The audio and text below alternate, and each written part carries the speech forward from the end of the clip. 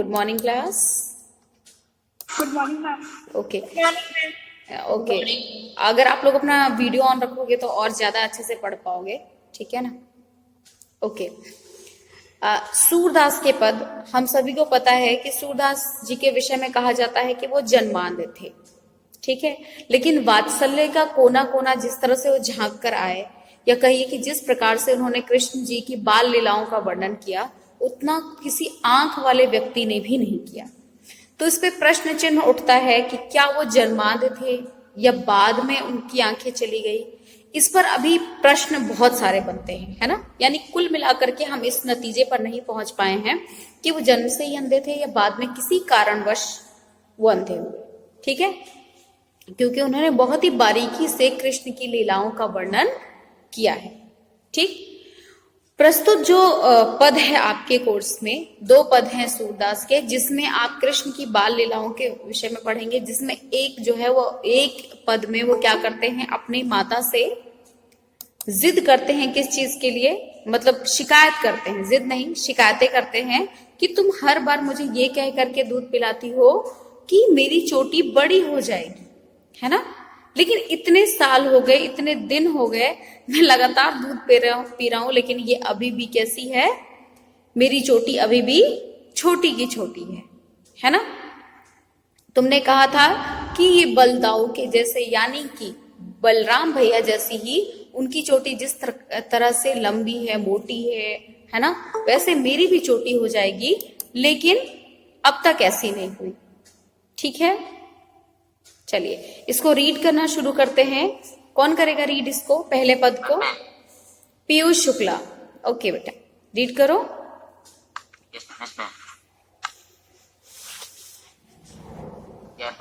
पाठ 15 सूरदास के पद। मैया कबही बढ़ेगी चोटी, कितनी बार मोहि दूध पियत भई। यह अज है छोटी छोटी, तू जो कहती बल की बेनी, ज्यों है लाबी मोटी। गाड़त गुवत नहावत जह, नागिन सी हुई लोटी। कांचो दूध पियावत पचपति, तेती न माखन रोटी। जीवो तो भैया हरि हरदर की चोटी। तेरा लाल मेरो माखन खायो। ओके बस, दिवस। चलिए वो तो दूसरा पद अभी रहने देते हैं, ठीक है। पहले पद को देखते हैं हम लोग, ठीक है। क्या कहते हैं, मैया कब ही बढ़ेगी चोटी। सवाल पूछते हैं अपनी मैया से, यशोदा से सवाल पूछते हैं कि मेरी चोटी कब बड़ी होगी, ठीक। कितनी बार मोहे दूध पियत हुए, है ना, कितनी बार मैंने दूध पिया और तुम कहती हो कि दूध पीने से क्या हो जाएगी, मेरी चोटी बड़ी हो जाएगी। लेकिन अभी भी वो कैसी है, छोटी है। यह अजहू है, छोटी छोटी है। तू जो कहती बल की बेनी जो, यानी कि जो बलराम भाई हैं, बड़े भैया हैं, उनकी तरह ही मेरी चोटी भी कैसी हो जाएगी, बड़ी हो जाएगी, ठीक। बल की बेनी जो हुआ है लंबी मोटी, ब्रज भाषा में लिखा हुआ है ना, जो ओकार बहुला होता है, ठीक। ओकार बहुला अभी थोड़े और बड़े हो जाएंगे तब आप समझ पाएंगे, आकार बहुला, ओकार बहुला भाषाओं का, ठीक है। यहाँ पे क्या कहा कि उनके जैसे ही तुमने कहा था कि मेरी चोटी लंबी और मोटी हो जाएगी। काढ़त गुहत निभावत जई हैं, यानी कि रोज ही तुम क्या करती हो, मेरे बालों में कंघी करती हो, चोटी बनाती हो, मुझे नहलाती हो, इनको साफ करती हो, ठीक। और क्या कहती हो कि एक दिन तुम्हारे बाल जो इतने लंबे हो जाएंगे, तुम्हारी चोटी इतनी लंबी हो जाएगी कि वो नागिन की तरह जमीन तक लौटती जाएगी, है ना। अक्सर लोग एक तुलना करते हैं, है ना, लंबे बाल का या फिर लंबी चोटी की तुलना किससे की जाती है, नागिन से, है ना। हालांकि अगर सच में कोई नागिन आ जाए तो फिर लोग भागना शुरू कर देंगे, क्यों, सही है ना, बोलो। ओके। कांचो दूध पियावत पची पची, पची पची का अर्थ है क्या, बार बार, ठीक। तो मुझे क्या करती हो, कच्चा दूध जो है वो बार बार पिलाती हो। देती ना माखन रोटी, है ना। जैसे हर बच्चे को अपने माता पिता से कुछ ना कुछ शिकायत रह जाती है, वैसे इनको भी। अब बताओ यशोदा क्या इनको माखन नहीं देती होंगी, लेकिन फिर भी ये क्या कर रहे हैं, ये शिकायत कर रहे हैं कि बार बार तुम मुझे क्या देती हो, कच्चा दूध देती हो पीने के लिए, लेकिन माखन रोटी नहीं देती हो। ठीक है, और ये सारे दृश्य को देखकर, ठीक है, अब देखकर जब बात आती है तो ये सवाल उठता है कि सूरदास जी ने देखा कैसे, है ना। क्योंकि हम तो पढ़ रहे हैं कि सूरदास जी जो थे वो जन्म से अंधे थे, या जो भी, है ना। तो ये माना जाता है कि सूरदास जो थे अपने मन के भीतर झांक कर आए थे। ठीक, जैसे हमारे संत महापुरुष जो है वो क्या साधना की गहराइयों में उतर करके बहुत सारी चीजों को देख लेते थे। ठीक, तो इन चीजों को देख करके उनके मन में क्या भाव उठ रहे हैं, क्या कह रहे हैं, सूरज चिरजीवो दोनों भैया, हरि हलदर की चोटी, हे ईश्वर, ठीक, हे विधाता, इन दोनों भाइयों की, हरि यानी ईश्वर कौन है, कृष्ण, और हलधर यहाँ पे कौन है, बलराम जी। ठीक, इन दोनों की जोड़ी सदैव सलामत रहे, ये लोग ऐसे ही हमेशा साथ साथ रहे। समझ में आया बेटा? Yes ma'am. कोई ऐसा शब्द जो ना समझ में आया हो तो आप पूछ सकते हैं अभी। आ गया सारा समझ में ना? ठीक है, वो तो पता चलेगा जब मैं पूछूंगी सवाल, तब तुमसे पता चलेगा, है ना। अनुष्का, समझ में आया बेटा? तुम लोग इतने शांत हो जाओगे तो मुझे कैसे पता चलेगा कि तुमको समझ में आ रहा है? बोलो यस मैम, नो मैम, कुछ तो बोलो। Yes ma'am. Okay, Gudiya, Himanshu, Aman, Siddharth, yes ma'am. Okay, Abdul, Yes, ma'am. Abhinav, Ankit, yes ma'am. अच्छा, ओके ओके बेटा, चलिए दूसरा पद पढ़ लें फिर। नमन, रीड करो बच्चा, नमन। लाल मेरा मांगे भीतर दिवस जानी कर सुनो, ढूढ़ी ढरेरी ढरोरी आप ही आयो, खेली किवारी पेशी, दूध दही सब सकही आयो, उखर चढ़ी सेगी को ले हो अनवर। ओहो, रीडिंग में तुम लोग का बहुत हालत खराब है, तुम लोग की बहुत हालत खराब है। रीडिंग की बहुत प्रैक्टिस करनी पड़ेगी बेटा। चलिए ठीक है, कोई बात नहीं, अभी कर लेना प्रैक्टिस, ठीक है। कल फिर से सुनेंगे ना मन? ओके, अब देखिए, हाँ बोलो, कुछ कहना है? नहीं मैम। ओके ठीक है। देखिए दूसरे पद में क्या है, इसमें कृष्ण जी की बदमाशियों के बारे में बताया गया है ना।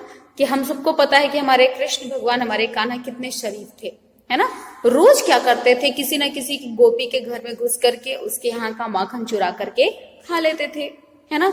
और जो पसंद नहीं आता था उसको जमीन पे गिरा देते थे, ठीक है, लेकिन पकड़े कभी नहीं जाते थे।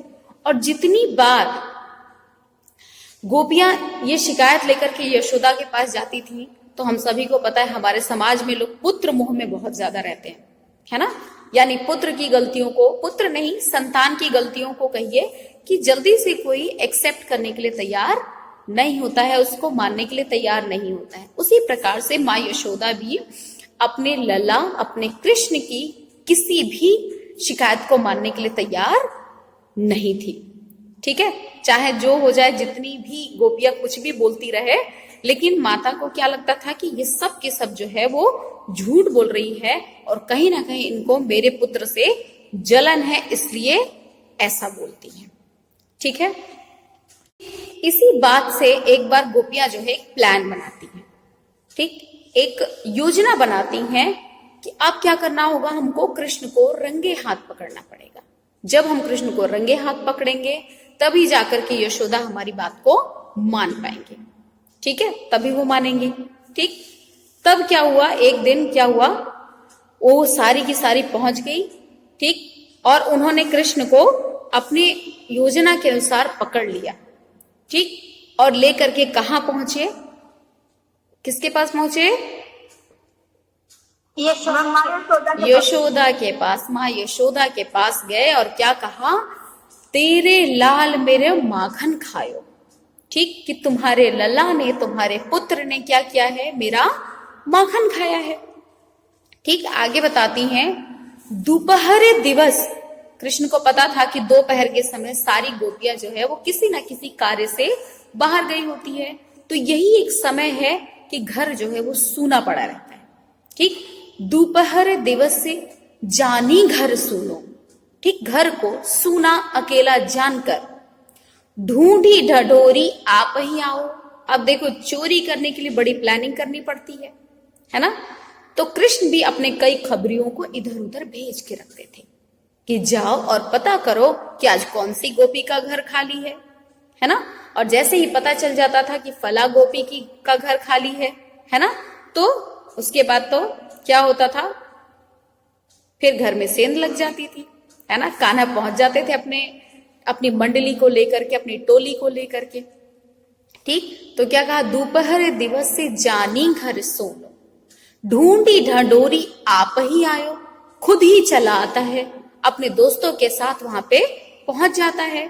ठीक, खोली किवारी बैठी मंदिर में, और तब क्या करता है, धीरे से दरवाजा खोलकर बैठी मंदिर में। मंदिर मतलब कि घर का भीतरी भाग यहाँ पे कहा गया है, जहां पे माखन रखा हुआ है। ठीक है, दूध दही सब सखनी खवायो। अच्छा, कृष्ण की बड़ी अच्छी आदत थी, है ना। उससे हम लोग को भी सीख लेनी चाहिए कि कोई भी अच्छी चीज जो है वो मिल बांट कर खाना चाहिए। ठीक है, या कोई भी चीज अगर आपको प्रकृति दे रही है, नेचर से आपको मिल रहा है, तो वो किसके लिए मिल रहा है, आप तो उसका प्रयोग करेंगे ही, साथ ही आपके आसपास के लोग भी उसका प्रयोग करेंगे। क्लियर है। जैसे आपको कई बार मैंने ये एग्जाम्पल भी दिया है कि यदि आप बहुत सारे पैसे कमाते हैं, ठीक, तो इसका मतलब ये नहीं है कि वो सिर्फ आपके लिए है।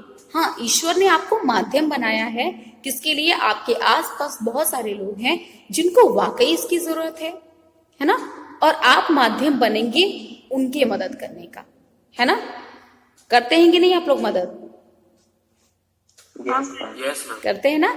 देखिए, अपनी शक्ति के अनुसार जितना हो सके हमें दूसरों की मदद करनी चाहिए। ठीक, तो यहाँ पे क्या करते हैं कि चोरी होती है माखन की, और यहाँ पे कृष्ण खुद तो खाते ही हैं, साथ ही साथ अपने सखों को भी, मतलब कि जो उनके रहता पैता मना मनसुखा मोटू पतलू लंबू सुदामा, सारे जितने भी मित्र हैं सबको आराम से माखन खिलाते हैं। ठीक, अच्छा, और सबकी साइज थोड़ी छोटी छोटी है, भी सब छोटे हैं, है ना, इसलिए सीके तक पहुंच नहीं पाते। सीका समझते हैं आप लोग? पटके नहीं, मैम जो रस्सी समझ, मैम जो किचन के ऊपर, किचन के ऊपर आप लोगों ने देखा ही नहीं, समझोगे कैसे, है ना। देखिए, पहले के समय में क्या होता था कि आजकल तो हम लोग चीजों को बहुत अच्छे से फ्रिज में रख देते हैं या कहीं रख देते हैं, तब ये व्यवस्था नहीं हुआ करती थी। हाँ, तो क्या किया जाता था, घर में जो सहतीर होती थी, शस्तीर बोलते हैं, जो आप देखिएगा छत से लगी हुई एक मोटा सा एक एरिया आपको दिखता होगा, लकड़ी की होती थी, तो उसी में रस्सी बांध करके कुछ इस तरह से लटकाया जाता था कि उसपे आप उस मटकी को रख सकते थे। ठीक, इससे फायदा क्या होता था, बिल्ली वगैरह उसको नहीं खा सकती थी, ना उसमें चींटी लग सकती, कुछ भी नहीं हो सकता था। मतलब एक तरह से सुरक्षित रखने के लिए वहां रखा जाता था, जो जमीन से काफी ऊंचाई पे होता था, और एक अच्छी खासी जिसकी थोड़ी सी हाइट ठीक हो वही उसको उतार सकता था, है ना। तो माखन तो वहीं रखा रहता था, लेकिन अब ये सारे के सारे छोटे थे, तो क्या उपाय करते थे, उपाय क्या करते थे, ऊखल चढ़ी, है ना। ऊखल जानते हैं, ओ से ओखली पढ़ा होगा बचपन में, देखा भी होगा, if I am not wrong, सबने देखा है ना। Yes ma'am. हाँ, तो जोर से बोलो ना, देखा है मैम। ओके ओके, तो उस ओखली को क्या करते थे, पलट के रख देते थे, तो वो एक तरह से स्टूल जैसा बन जाता था, है ना।